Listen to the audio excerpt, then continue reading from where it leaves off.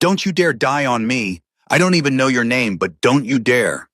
He was bleeding. She was barely breathing, and the truck above them groaned like it was deciding whether to crush them both. Nobody moved. 100 phones pointed straight at him, a homeless teenager with torn shoes and shaking hands crawling into fire to save a girl the world would mourn, but never risk a scratch for. That moment changed everything. If this story moves you, subscribe, drop your city in the comments, and let's see how far one act of courage can travel. The morning of the 4th of July started the way every morning started for Ethan Cole, with the particular silence of a person who has learned not to expect anything good from the day ahead. He was 17 years old.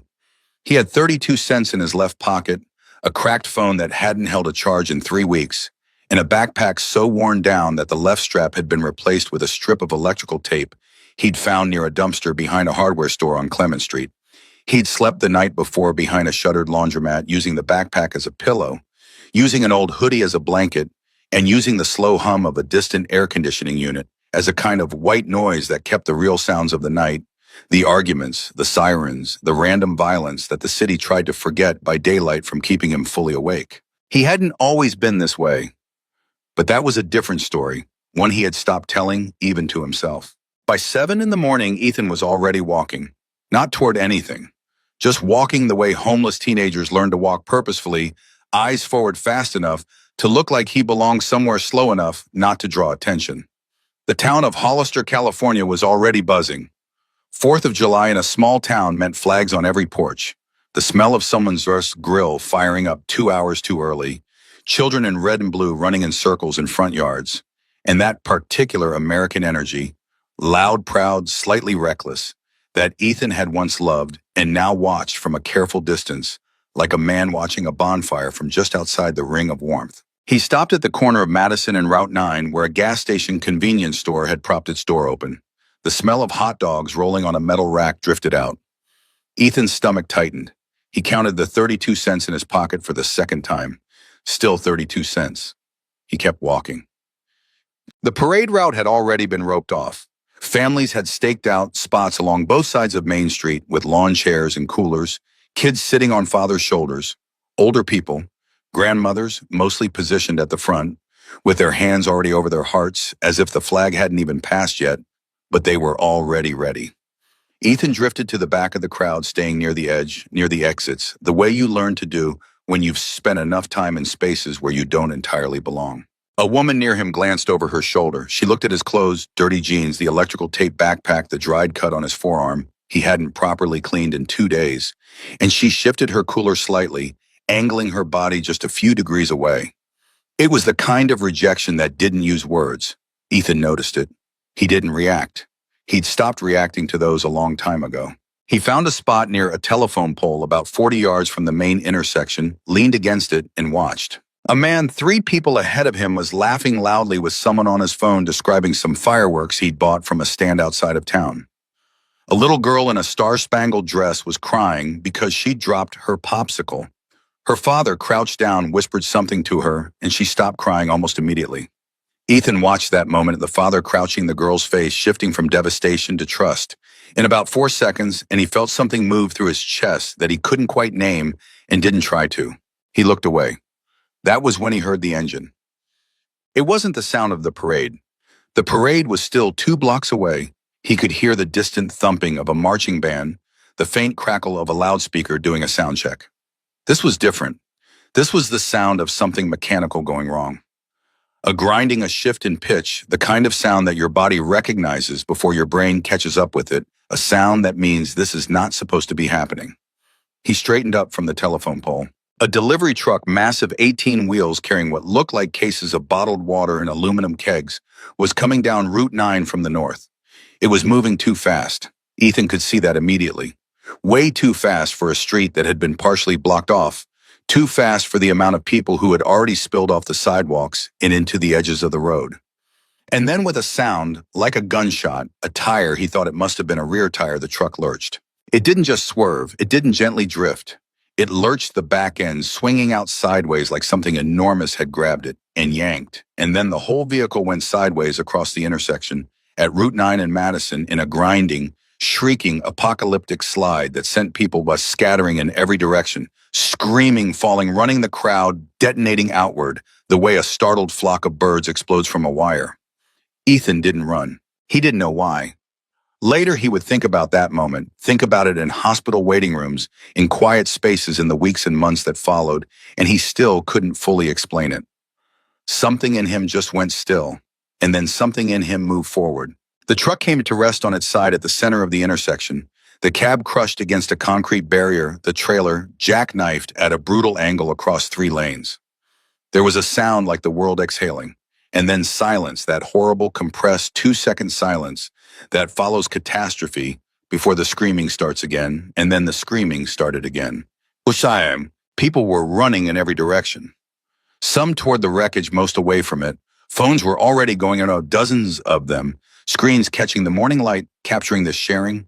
The instinct to document now apparently arriving faster than the instinct to help. Ethan registered this distantly, the way you register weather. He was already moving toward the truck. A man grabbed his arm. Kid, stop. You can't go in there. Ethan looked at him. The man was in his 40s, well-dressed for a parade American flag polo shirt, khaki shorts, holding his own phone in his free hand, camera still open. Someone's under it, Ethan said. I know. The fire department is. You need to wait for. Someone is under it right now, Ethan said. Not loudly, not angrily, just with a flatness that made the man release his arm. He walked toward the wreckage. The heat reached him before the sight did. There was no fire yet, but fuel, he could smell it sharp, and chemical was spreading across the asphalt. And the truck's engine was making sounds that no engine should make after a crash. A ticking, clanking, unstable cycling that meant something inside was still running, still hot, still capable of making this dramatically worse. Twisted metal jutted in every direction. One of the truck's axles had sheared off and was embedded in the concrete barrier like a thrown spear. And beneath the trailer, half visible in the shadow and wreckage, was a person. She was young. He could tell that much. Teenage, maybe his age, maybe a year or two older. She'd been on a motorcycle. The crushed remains of it were visible, pinned under the trailer's rear section, and she hadn't been thrown clear. Her upper body was partially free, her legs trapped under the wreckage. Blonde hair fanned out across the asphalt, dark at the edges with blood. Hey! Ethan dropped to his knees at the edge of the trailer. Hey, can you hear me? She made a sound, not words, just a sound. Alive. Okay, he said to her and to himself. Okay. Damn. He assessed the gap the way he learned to assess any space he needed to fit into methodically without panic. The trailer had come to rest on one side, balanced at an angle, the undercarriage, creating a narrow crawl space maybe 20 inches high at its widest point. There was glass everywhere. The fuel smell was getting stronger. Hey! The voice came from behind him. A woman 50's phone down for once, face white with shock. What are you doing? You can't go under there if that thing shifts. I know, Ethan said. Then don't. Is anyone else going? He asked. She looked at the crowd, dozens of people, many with phones raised, a few with hands over their mouths. No one moving. She looked back at him. He pulled off his backpack, set it on the ground, and crawled into the gap. The world got very small, very fast. The concrete was hot against his forearms. Metal pressed down from above. Close, too close, he could feel the weight of the whole trailer through the air itself, could feel that it was not stable, that it was balanced on the wrong point, that it would not take much. Glass cut into his palms. Immediately he felt it, but kept moving. The smell of fuel was overwhelming now, coating the back of his throat, and somewhere above him, inside the truck's cab, something was sparking. He could see it, intermittent flashes of light through a gap in the metal. He reached her in about 8 seconds. Those 8 seconds felt like a separate category of time. Up close, she was more hurt than he'd been able to see from outside. There was a deep gash across her left cheek. Her left arm was at the wrong angle, broken probably or dislocated. She was wearing a leather jacket, a real one, heavy dark with some kind of patch on the back that he couldn't read in the shadows, and he was dimly grateful for it because the jacket had taken damage that might otherwise have gone to her. Hey, he said again now, 18 inches from her face. My name's Ethan. I'm going to get you out. Her eyes found him, unfocused, glassy, but there. She blinked. What's your name? He asked. He'd read somewhere or heard somewhere the origin of the knowledge didn't matter that you should keep an injured person conscious by getting them to respond. She made a sound that might have been a word. Say it again. Ashley. Ashley. He nodded like they were being introduced at a party like this was entirely normal. I'm Ethan. I'm going to get your legs free. This is going to hurt. I need you to stay with me. My legs, she said slowly, are, I know, I've got you. The trailer had pinned her lower legs under a section of the chassis, not the full weight of the vehicle, thank God, but a cross-member bar that had come down across both ankles during the crash. Ethan couldn't lift the bar. He wasn't strong enough. Nobody was. But it wasn't fully flush against the ground on one end. There was maybe an inch and a half of clearance on the left side. He needed something to lever it. He looked around the crawl space. His backpack was outside. He had 32 cents, a cracked phone, and a strip of electrical tape. He looked at his belt. It was the kind of belt with a heavy metal buckle he'd found it 6 weeks ago in a donation bin outside a church, one of the better finds he'd had, because the buckle was solid brass and unusually thick. He took it off, folded it over, and threaded the buckle end under the cross-member bar where the clearance was. This is going to move, he told Ashley. When it does, when you feel it shift, you pull your legs toward you. You understand. You pull with everything you have. I can't, her voice was thin, fraying. My left leg, I can't really. The right one, and then pull the right one first. Okay. You ready? She looked at EM with those unfocused eyes, and somewhere behind the glassiness, something steadied. Yeah, she said, yeah, I'm ready. Ethan put his weight onto the belt buckle, using his full body as a lever, and he pulled up. The bar moved. A quarter inch. Half an inch. The trailer above him groaned loudly, structurally, the sound of stressed metal, reconsidering its position, and every single person watching from outside collectively stopped breathing. Now, Ethan said through his teeth. Pull. Ashley pulled. Her right leg came free. Outside the wreckage, nobody spoke. A man in a fire department t-shirt, he'd been in the crowd watching the parade off-duty, not yet in gear, had appeared at the edge of the trailer, lying flat, trying to see into the gap. Hey, he called. Hey, kid, the left leg, she needs to rotate her hip before you lift again. If the ankle's caught, she needs to. I got it, Ethan called back. The fuel kid, the enginist is. I know about the fuel, Ethan said. Give me 30 seconds. A silence from outside. Okay, the firefighter said. 30 seconds. Ethan turned back to Ashley. Her right leg was free. Her left leg was still caught differently, now rotated slightly by the motion of pulling the right one free. The ankle caught in a narrower space. Ashley, he put his hand on her shoulder. Look at me. She looked at him. Does your left ankle feel broken or just trapped? She was quiet for a moment, truly thinking about it, assessing through the pain. He respected that. Just trapped, I think. It's not, she winced. It doesn't feel broken. Good, I need you to turn it, like you're turning a key, inward toward me. Ethan, I know it hurts. Turn it anyway. She closed her eyes, turned it. He lifted the belt again, this time harder, putting everything he had into it, the muscles in his arms and shoulders burning his hands slick with blood. From the glass cuts, and the bar rose, and Ashley Cole pulled her left leg free, and Ethan dropped the bar, grabbed her under the arms, and pulled. Go. They came out of the gap together, moving fast. Ethan dragging her backward by her jacket with both hands, his shoes finding purchase on the concrete. The crowd rushing forward as they cleared the edge of the trailer, and in that exact moment, 3 things happened simultaneously. The firefighter grabbed Ashley's arms from Ethan's hands, pulling her further clear. A paramedic who had arrived in the last 90 seconds dropped beside her, hands already moving. And the section of trailer Ethan had been crawling beneath shifted. Not collapsed, not yet, but shifted the balance point, changing the whole mass, tilting 3 inches to the left, with a sound like tearing metal and a concussive shudder that Ethan felt through the concrete under his hands and knees. If they'd still been under it, he didn't finish the thought. He sat up on the asphalt, 10 feet from the wreckage, bleeding from both palms, and looked at Ashley. The paramedics were on her. She was still conscious, barely. She was looking at the sky with the expression of someone who has just realized they are alive and isn't quite sure what to do with that information. Her jacket had ridden up during the extraction, and now for the first time Ethan could see the patch on the back of it clearly. He stared at it. A winged skull, red and gold. 3 words beneath it that he recognized the way you recognize a storm on the horizon, not because you know its name, but because your body knows what it means. Hell's Angels MC, and below that in smaller letters, property of Iron Hawk. Ding. The crowd was surging forward now. People were crying, someone was clapping, actually clapping, and Ethan couldn't quite process what that was for.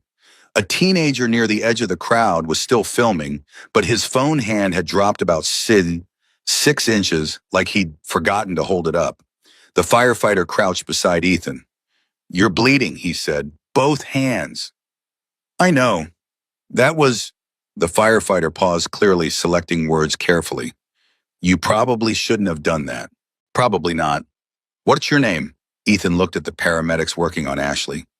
He looked at the patch. He looked at the crowd of 100 people who had all been standing there with phones raised. "Ethan," he said. "Ethan Cole." "You live around here, Ethan." Ethan looked at the firefighter for a moment. Then he looked down at his bloodied hands. His worn jeans, his electrical tape backpack, still sitting exactly where he'd left it on the pavement, 32 cents somewhere in the pocket, cracked phone inside everything he owned in the world. "Yeah," he said quietly, "around here." A few feet away, the paramedic was speaking quickly into a radio. Ethan caught 3 words clearly, cutting through the crowd noise and the distant sound of sirens getting louder. "Stable but critical. Family notification. Ryder." Ethan went very still, because he'd seen that name before. He'd seen it on walls, seen it in newspaper stories someone had left on a bench, seen it in the way people in this part of California said it not loudly and never twice. Ryder. Ashley Ryder. He looked again at the patch. Property of Iron Hawk. And somewhere across the distance, he couldn't measure a phone was ringing. And the name on the screen was one that made grown men stop talking. One that made rooms go quiet. One that belonged to a man who had built his legend, not from charity, not from grace, but from the absolute certainty that what was his was protected. Always, at any cost. Ethan sat on the asphalt bleeding, surrounded by the wreckage he'd crawled into and crawled back out of, and understood that the thing he'd just done, the thing that 100 people had filmed, but only he had actually done, had just pulled him out of the invisible world and dropped him very suddenly, very completely into the center of someone else's. He picked up his backpack. He put it over one shoulder, and he sat there because there was nowhere else to go. The sirens were very close now, and somewhere in the city, a phone was still ringing. The ambulance doors hadn't even closed before the rumors started moving through the crowd faster than the paramedics moved through traffic. Ethan heard pieces of it, fragments. The way information travels through a shaken crowd, not in complete sentences, but in bursts, in half-whispers, in the kind of urgent shorthand people use when they're processing something they don't fully understand yet. That's Victor Ryder's daughter. Iron Hawk's kid, man, I'm telling you. Somebody said she was on her way to meet the chapter. God help whoever was driving that truck. Ethan sat on the rear bumper of a fire engine that had arrived 6 minutes too late to matter a paramedic, wrapping gauze around his right hand with the efficient, slightly detached focus of someone who'd done this 1,000 times. The woman, mid-30s, dark hair, pulled back name tag that said Renee, hadn't asked him many questions. Just the practical ones. Does this hurt? Can you feel that? Any pain in your chest or neck? You're going to need stitches on this one, she said, nodding at the deeper cut running across the base of his left palm. The right hand is okay with the bandaging. The left is not. I don't have insurance, Ethan said. Renee looked up at him just briefly. Her expression didn't change dramatically. She was too professional for that, but something moved behind her eyes. Recognition, maybe. Or just the particular kind of tired sadness that comes from hearing certain sentences too many times. We'll figure that out, she said. You're coming in the bus. I don't need, kid. She said it quietly, but with the weight of someone who was not asking. You just crawled under a jackknifed trailer with active fuel leak and sparking electrical. You are coming in the bus. Ethan looked at his hands. The gauze was already showing a faint pink bloom on the left side. Okay, he said. He didn't argue. Not because he agreed with her logic, but because the honest truth was that his hands had started shaking about 2 minutes ago, and he couldn't make them stop. The firefighter, the off-duty one, the one who had counted down 30 seconds and meant it, appeared beside Renee. He was a big man, late 40s gray at the temples, with the kind of face that had seen a lot and learned to hold it without flinching. His name, Ethan would learn later, was Danny Castellano. He had been a firefighter for 22 years. He had pulled people from car wrecks, from burning houses, from industrial accidents, from situations that would have made a lesser man retire early and never speak of them again.